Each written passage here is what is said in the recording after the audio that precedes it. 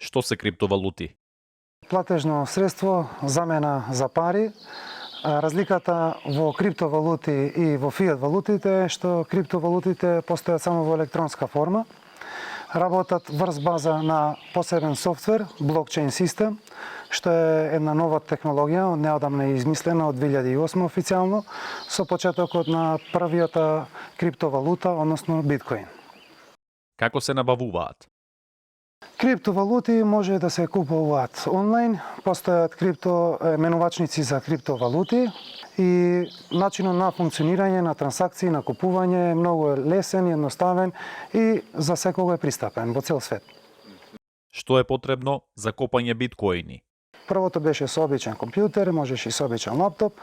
После тоа се ставија некои посилни компјутери и хардвери и после третата генерација беше со графички картички, со GPU, значи, главниот процес да го земат графичките картички, пошто знаеме графичките картички може да обработат доста податоци во еден даден момент, тие силни графички картички што се за гейминг и така натака.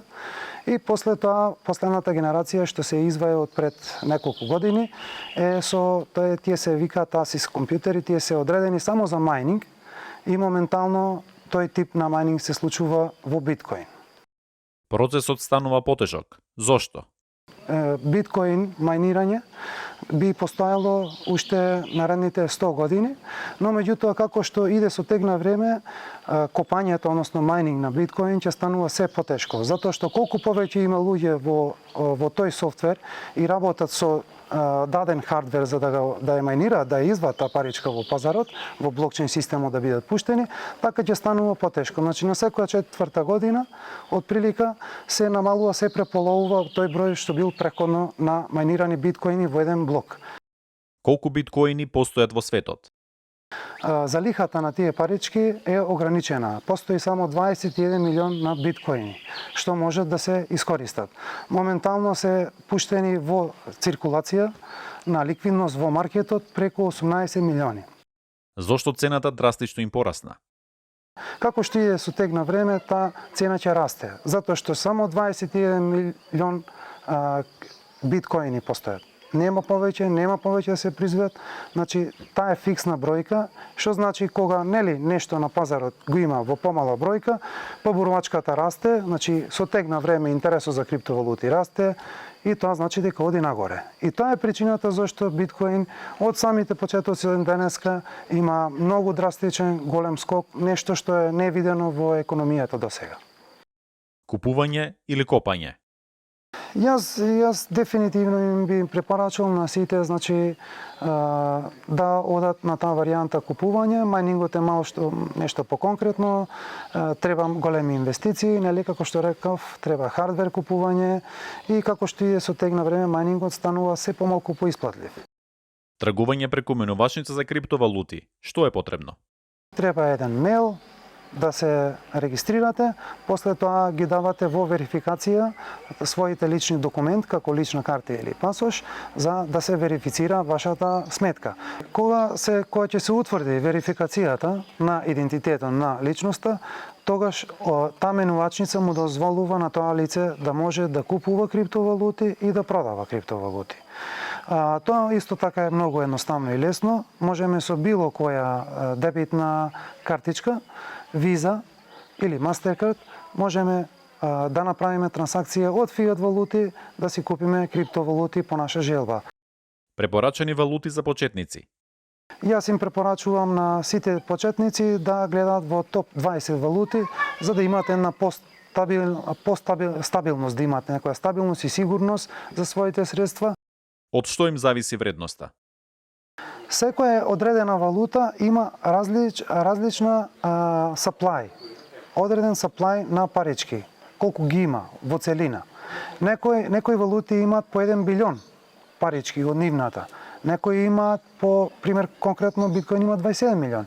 Има парички што имаат само 1 милион. И врз основа на тоа и колку пари се вложени, колку инвеститори, односно вложиле средства во таа одредена, толку ќе биде вредноста. Како се чуваат средствата?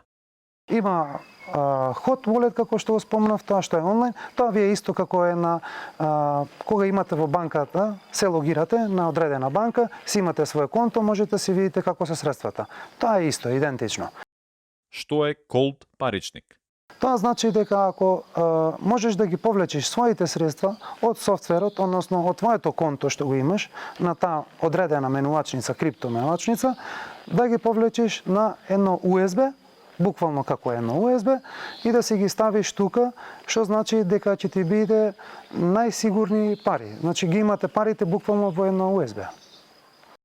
Илон Маск го критикува биткоинот. Ваш коментар?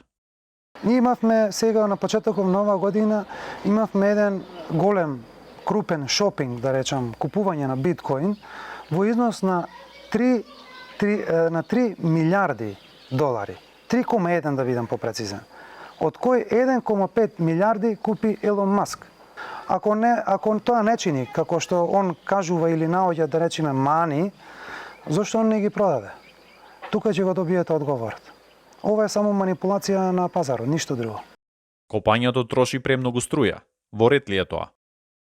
Овој проблем многу едноставно ќе се реши, само една законска регулатива и да им се каже, со таа законска регулатива да им се наложи на сите тие што се занимаваат со рибарење, ако сакаат они да го прават и да продолжат да го прават исклучиво со обновливи извори на енергија, а не да се оптеретува мрежата на овој начин.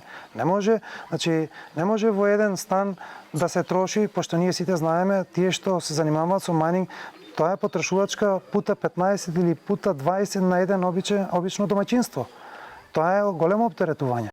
Каква е еднината на криптовалутите?